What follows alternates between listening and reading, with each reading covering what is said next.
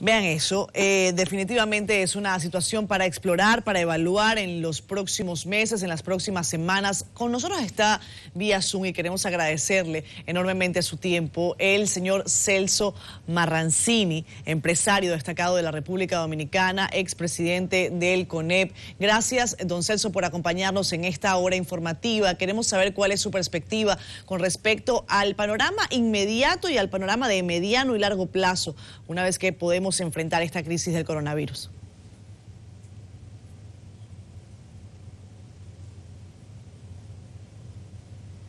¿Sí me escucha?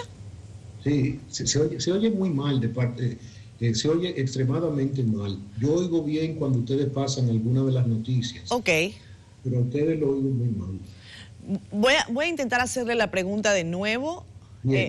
A ver si usted puede ayudarnos. Le agradecía en principio que esté acá con nosotros y quería preguntarle su perspectiva de plano inmediato, mediano y largo plazo, desde el punto de vista económico, macroeconómico, con el impacto del coronavirus sobre la República Dominicana. Estamos hablando de que en el sector aeroportuario 700 millones de dólares se han perdido en la región en los primeros 3 meses del año. ¿Cómo eso puede impactar a nuestro país? Bueno, buenas noches. Buenas noches. Espero que ustedes, sus familiares y todo el personal de Cadena de Noticias se encuentren bien en este momento y tomando las medidas para evitar ser contagiados con este virus que ha cambiado el mundo, desgraciadamente, en apenas 3 o 4 semanas. Yo creo que algo que preocupa a todo el mundo, yo decía en mi artículo del Caribe de la semana pasada, una carta al presidente Danilo Medina, que es cómo reactivar la economía dominicana tan pronto se pase la cuarentena. Yo creo que uno de los problemas más serios que nosotros enfrentamos en este momento es la cantidad de empleados desplazados, de empleados del sector informal de la República Dominicana, donde desgraciadamente nosotros tenemos prácticamente un 50% de empleados informales y muchas empresas han tenido que acogerse al programa FASE y suspender sus empleados para recibir los 8.500 pesos o los 5.000, depende del caso, de la empresa que sea, y algunas, y eso es lo que sugerimos, se ha sugerido tanto en el decreto como han sugerido las asociaciones empresariales, de aquellas empresas que puedan pagar el salario completo, ideal, parte del salario, para que nuestra población sufra lo menos posible. La preocupación es enorme porque pequeña empresa, mediana empresa, talleres, salones, todo tipo, restaurantes, o sea, nunca soñamos que la economía se iba a afectar de la forma como ha sido afectada. El turismo hoy, aquí Fran Rainieri mencionaba en una entrevista ayer que Punta Cana no tiene un solo turista en este momento, y apenas 2 semanas atrás tenía más de 100.000 turistas. Entonces, el país va a recibir un impacto tremendamente negativo en cuanto al turismo y las remesas. Hay que recordar que muchas de nuestras remesas provienen de la segunda ciudad más grande de República Dominicana, que es Nueva York, correcto, que está seriamente impactada por el COVID-19. Entonces, medidas de inmediato el gobierno tiene que buscar financiamientos urgentes, acercarse a los organismos internacionales, BID, Banco Mundial, Fondo Monetario, a buscar financiamientos para mantener el aparato productivo, que el aparato productivo pueda arrancar lo antes posible.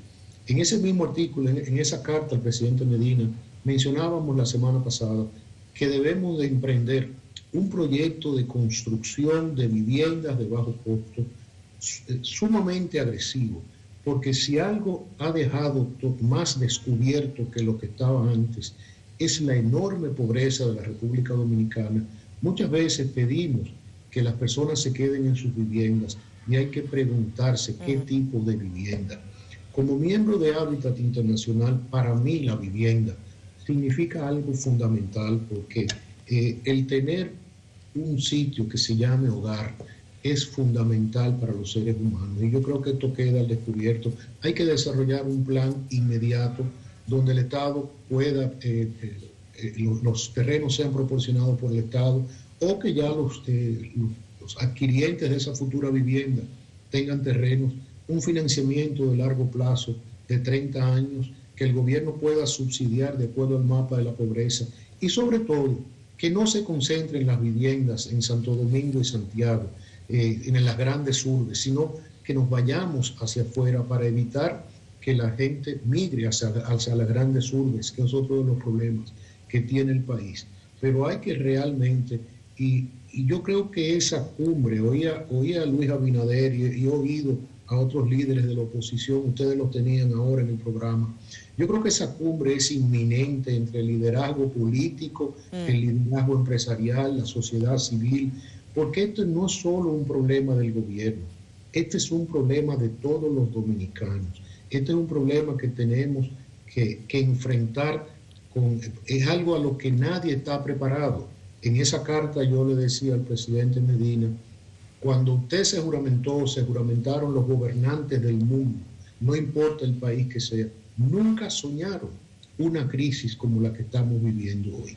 Así que todos tenemos que trabajar en ese aspecto, tenemos que rápidamente lograr que la zona franca, el sector industrial, empiece de nuevo con medidas de seguridad que no expandan más la pandemia, pero que realmente podamos rápidamente reactivar el sector productivo de la República Dominicana. Don Celso, quiero yo además preguntarle, estoy totalmente de acuerdo con usted desde la perspectiva de que el escenario que estamos viviendo en el mundo es insospechado. Evidentemente nadie estaba preparado por una situación como esta. Está el ejemplo, y entiendo que usted también lo ponía de manifiesto en su artículo, el caso del Plan Marshall después de la Segunda Guerra Mundial. En el caso actual, ¿qué números podríamos estar imaginando, pensando para solicitar algún tipo de financiamiento? ¿Sería, según su perspectiva, algún plan liderado por alguna institución global del mundo, administrada por alguna entidad supranacional? Estamos todos tratando de hacer algún ejercicio imaginativo, porque acá entiendo yo hay que inventarlo todo. Mire, desgraciadamente el problema es que no hay números. Y yo lo que creo es que el país tiene que aprovechar rápidamente cualquier fuente de financiamiento. Aquí hay que olvidarse de los números fiscales, que cuál es el déficit. En este momento lo que hay que pensar en cómo evitar que la gente pase hambre, en cómo hacer llegar comida a los que no están trabajando. Eso es en el plazo inmediato. En el plazo mediano, reactivar la economía, y ya en el largo plazo ir ya resolviendo pronto. Yo me imagino que la suerte de esto, si es que uno puede hablar de suerte, es que están todos los países del mundo involucrados en esto. La investigación que hay detrás de esta pandemia rápidamente hará que salga una vacuna, que salgan medicamentos que puedan evitar que esto se propague más de lo que se ha propagado. Pero definitivamente yo creo que lo fundamental aquí es llamar a una cumbre nacional. Aquí tiene que estar todo el mundo involucrado. Esto no es un problema del gobierno, esto no es un problema de la oposición, esto no es un problema de los empresarios, este es un problema del país entero. Las iglesias, las evangélicas, las católicas, todo el mundo, sociedad civil. De lo contrario, nosotros no podemos sacar el país de esta enorme crisis. Este país no puede prolongar mucho más la cuarentena, porque mucha gente pensará que es preferible morirse de COVID que no morirse de hambre. Y el porciento que pueden morir de la pandemia siempre es mucho menor que el porciento que pueden morir de hambre. Así que hay que buscar medidas fiscales agresivas, rápidas, que el gobierno no tenga temor de eso, que no tenga temor de endeudarse, que no tenga temor de pedir consejos, de pedir opiniones a los líderes nacionales. Hay mucha gente con experiencia. Tenemos a un 3 veces presidente. Utilicemos toda esa experiencia, utilicemos a los empresarios, que en este momento la inmensa mayoría de los empresarios estamos pensando en cómo retornar a la normalidad a un país que se encuentra en una enorme crisis que no buscó, porque esto no es, por eso no es culpa de nadie, y por eso todos tenemos que estar involucrados en la solución. Finalmente, don Celso, antes de que se me vaya, y le agradezco una vez más el tiempo que está tomando para conversar con nosotros esta noche, hay muchos sectores que dicen la crisis del coronavirus nos motiva a reevaluar cómo se distribuye el presupuesto del Estado. Entre eso, atención especial a la salud. ¿Su perspectiva al respecto? Totalmente de acuerdo con eso. Yo creo que eso es una señal de que ningún país estaba preparado, pero nosotros tenemos que invertir más en salud. Y yo creo que no solamente es una señal a que hay que invertir más en salud, yo creo que es una señal a que tenemos que ser un país más humilde, más sencillo, más solidario, que esa enorme pobreza que nosotros muchas veces queremos ocultar, dejemos ya de ocultarla en mensajes de un lado o de otro y entremos de frente a solucionar ese gran problema que tenemos. No puede ser que una parte de la población viva en una riqueza y otra en una pobreza que realmente da vergüenza, que una pobreza que se quiere ocultar y que está ahí latente, y un sistema de salud que podemos decir que ha mejorado en los últimos años, pero no ha mejorado lo suficiente. Y hay que invertir en salud y que invertir en educación, porque gran parte del problema de este país, básicamente, hay que referirlo a la falta de educación de nuestra población, consecuencia de muchísimos años de atraso, no de un gobierno ni de dos, sino de muchísimos gobiernos. Bueno, muchísimas gracias, don Celso Marrancini, por habernos acompañado esta noche.